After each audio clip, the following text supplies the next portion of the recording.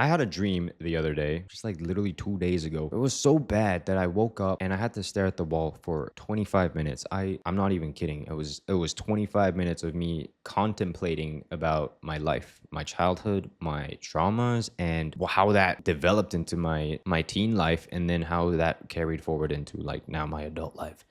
And me saying that as an adult, yeah, adults are absolutely the worst. So basically, in this dream, I was dreaming about my primary school teacher who traumatized me. He was bad. He actually ruined school for me. In this dream, this was literally a memory, by the way. So I was not my dream was literally me reliving my memory. A few years ago, I did see him at the mall and I did not talk to him. I saw him there and I was like, "Oh, that guy really gave me some trouble." So in this dream, I did go up to him and I started to talk to him. I started confronting him like, "Hey, Mr. Singh, you really got me messed up." Basically, I started telling him what happened, that led to my whole suicide story and everything like that. Because I'm not gonna lie, like, that shit snowballed. That shit definitely snowballed. And it started from him. So I was 10 years old and I was just a playful kid. One time I was in class and we had to hand up homework. And I told him that I forgot my homework because I was scared that, because I didn't actually do the homework. And I didn't do a lot of homework. I was not the homework kind of kid, which was bad because there was a lot of homework. I think nowadays kids are debating if there should even be homework at all. Everybody should be doing all the work in school and not have homework because home time is not a lot of time and it's time to spend with family. I didn't really spend time with family anyway because my parents were never really present. They were like working or somewhere else, or I don't know. I just didn't have a lot of guidance, and that's why I didn't do a lot of my homework. I didn't really realize the importance of homework at the time, and I was literally 10 years old. I just wanted to play and I did not do homework. Every time I ended up going to school, I was just like always scared of Mr. Singh because I knew he'd be angry at me. So this one particular day, he was like, "Oh, you forgot your homework again." He decided to pull me up to the front of the classroom in front of everyone with my bag, and he started rummaging through my backpack. And then he picked out my homework and he was like, "Oh, there it is. You said you forgot, huh?" Then he saw a stack of undone homework because I didn't even unpack my bag. Then he started like to get really mad. He was like, "Oh, this is all your homework." So then the next thing he did, like me thinking about it now, that's as far as the adult can go. Pulling me up to class to humiliate me in front of everybody is like, hey, leave it there, buddy. But he did not stop there. He just pulled out one piece of homework and then he was like, "Oh," threw it at my face, "Not done. Take another one, throw it at my face, not done." And I was like, damn, he's really throwing it at my face right now in front of the whole classroom. And there was a lot of homework. So he kept throwing it at my face and kept saying, not done, not done, not done, until like one piece of homework like paper cut my eyeball. And then that's when I started crying. I was already feeling hella embarrassed, but I was trying so hard to hold it in because I was a tough kid. I was a crybaby. I was really trying to hold it in that day. But he threw it at my eye and I started sobbing in front of the whole classroom. I remember my friend at the time, his name was Russell. He looked at me and he was after the whole incident, he was like scared, like a whole bunch of kids in my classroom, they were scared that was happening to me. This man, by the way, Mr. Singh, was, at the time, he was like 50 something, and I was 10. Why are you doing that to kids? Why are you bullying? That was straight up bullying and humiliation. I woke up from that dream, which was just literally a memory. And then I just had to stare at the wall for 25 minutes because I just started going down the rabbit hole, thinking about all of the reasons why my life started going wrong from that point on. The next thing I remembered was my cousin telling me, because my cousin was 1 year younger than me, and he also happened to be in one of Mr. Singh's class. We went to the same school, obviously. I don't really remember what happened to my cousin that day. He might have forgotten his homework or something as well, but my cousin always does his homework. Just that day in particular, he just like forgot. So Mr. Singh went up to him and he was like, "Do you want to be like your cousin Serge?"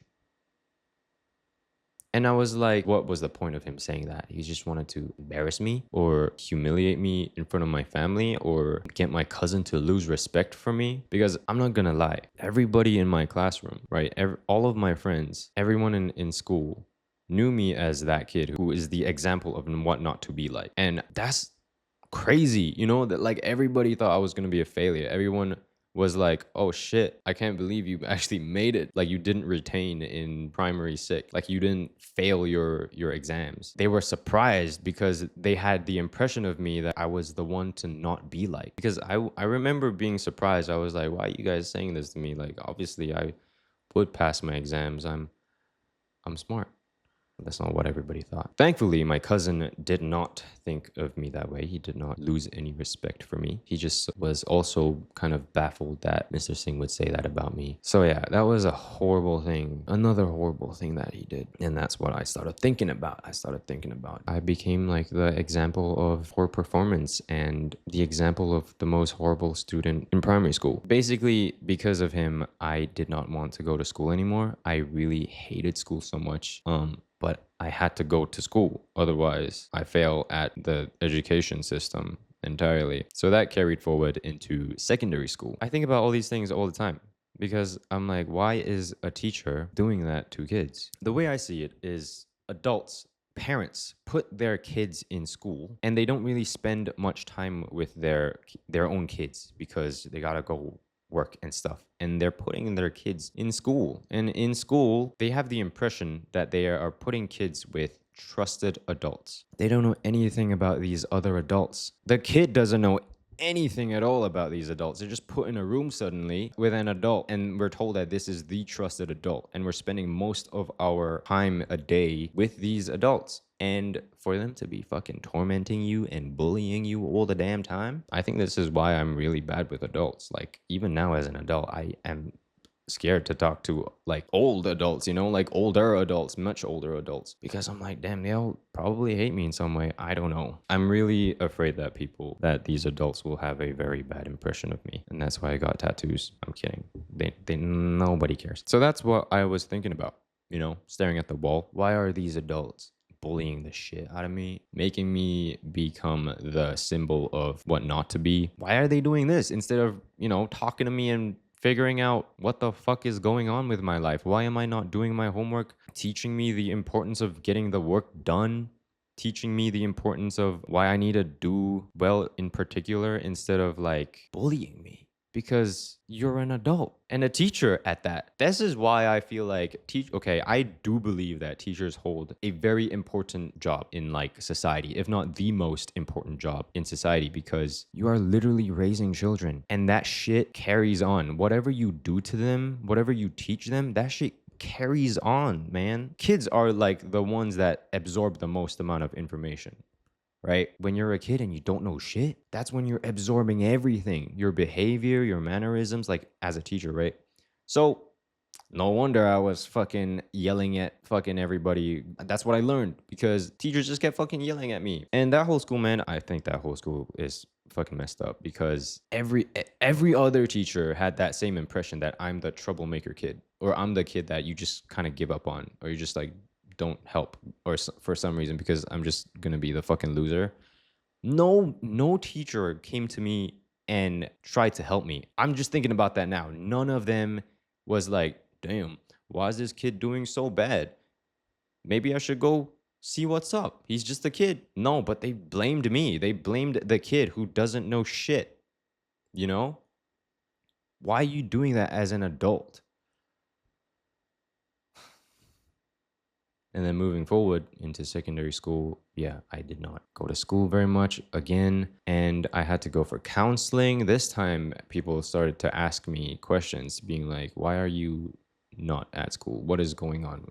Is there something wrong at home? And, there was, but I'm not going to tell you. I don't trust you. You're a fucking weird adult. Eventually, I did have to tell them. And they, tried to help me out somehow. But they put me with this counselor who, damn, he sucked, man. Adults fucking suck. This counselor, he was a counselor, the school's counselor. I was telling him about Mr. Singh and how like his fucking methods of teaching traumatized me and why I was so afraid to go to school because I just get bullied all the time, dude. Why the fuck would I want to go to a place that bullies me all the time? Who the fuck wants to go to a place that bullies you all the time? Like, it doesn't make fucking sense just because it's compulsory. What the hell? I don't want to get fucking yelled at, fucking embarrassed in front of, because that's what happened. That's what fucking happened. And the same shit happened in secondary school. Everybody had the impression that I'm just gonna fucking fuck up. And well, that time I did in secondary school, I did fuck up. But why? Nobody was really asking why. And that fucking counselor was like, so you're telling me because you had one bad experience with a teacher in primary school, you want to give up your secondary school life? You want to just give up on that and just be a failure all over again? I think you should do better than that. Bro, you're not tackling the issue, man. You're not telling me that things are gonna be okay. I'm a kid. I was a kid. So, like, dude, you just making me feel bad. Everybody had the impression that I was just addicted to video games. And that was, bro, of course I would be addicted to video games. That shit was my escape. That shit was my escape from my reality. Everything fucking sucked, dude. I go to school, I get bullied, I get fucking tormented, not just by the fucking other kids, the fucking adults, bro, the fucking teachers. It was only until like I fucked up, right? I fucked up once in secondary 3. I retained. They were like, shit, bro, this nothing is working out. Do you want to go to the boarding school over here? They had like a hostel next to, like, in the school, and I went there and my life did change. Everyone there was so much better. I wasn't really like, people particularly in school was not improving, but I was meeting really, really good people in that hostel. And my art teachers, Madam Iris, Madam Perlin, and Madam Neural, they were helping me out so much. That's why I loved art class. Like, particularly, I would go to school for art class, because that was the only time I felt like I wasn't fucking being looked at like a dumbass all the time, Like, they actually kept telling me nice things, that like I'm not like a fucking loser, and that remains, that's just precious, that shit. Like, when you're like always bullied every time you go to school, and then you get lovely people tell you nice things, that's just gonna change your life. And so, yeah, I only ever went to school for like art, to do art class. This is why I believe like teachers are really the most important occupation in the world. Doctors come second, but teachers, they're the ones that inspire. They're the ones that, lead. They do everything. If you become an educator and you just want to fucking bully kids because your life was so shit and your parents and your teachers bullied you, then get the fuck out, dude. Like, you're not allowed to be there. Like, there has to be some sort of vetting system, because I literally believe that I was gonna fucking end up like being a complete loser in society, and that's one particular reason why I wanted to kill myself. Why am I telling you all of this? Even talking about this as a subject of a video. Simply put, whatever people say about you, even though they're your figure of authority, whatever people say about you is not true. If you were a kid and you had trauma, people labeled you as something or whatever, and you believe that's not true. You're a kid, like, you don't know anything. You don't even know yourself. How can somebody know so much about you before you even know yourself? There's so many things I had to unlearn. Teachers had labeled me, right? And I always believe that that's who I am. When you write something about yourself, I have nothing nice to say. I had nothing nice to say about myself.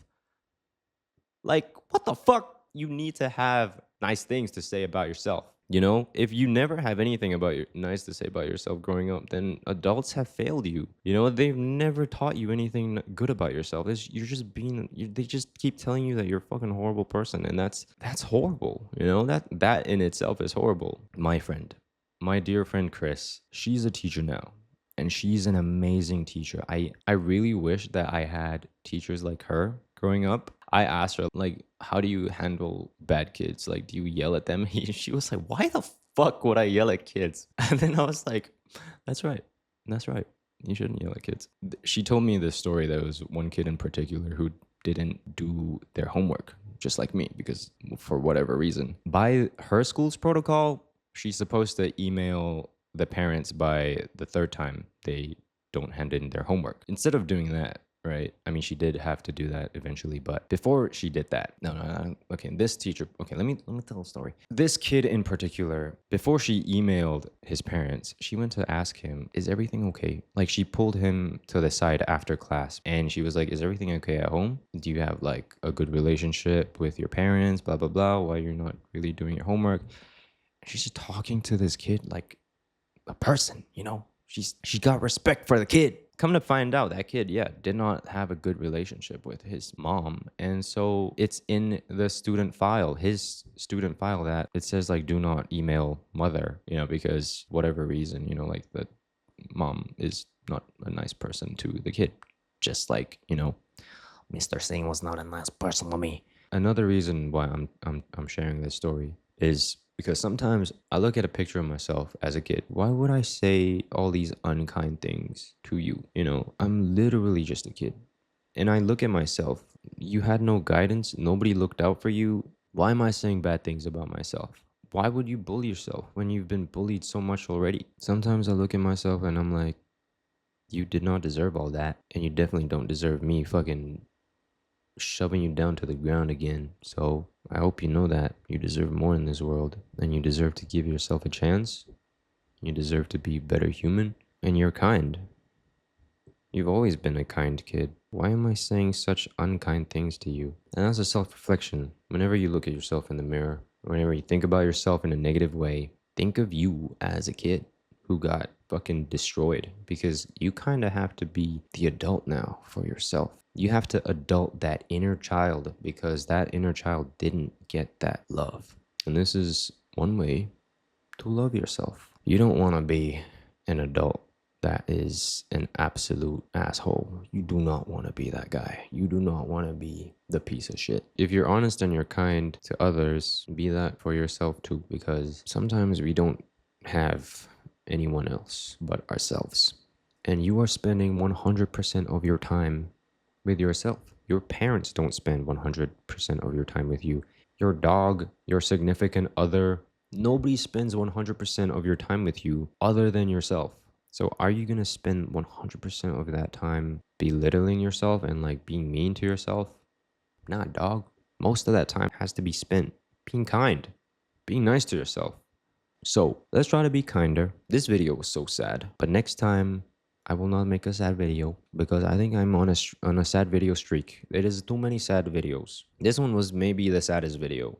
This video did seem like it's all over the place. I did think about it. I did not script it. Again, I'm sorry. I didn't script the video. But I did think about how I was gonna have this video flow. It did not really come out the same, but that's that. I'm gonna end that video. I'm gonna end it here. I'm gonna end it right here. And until next time, see you next week.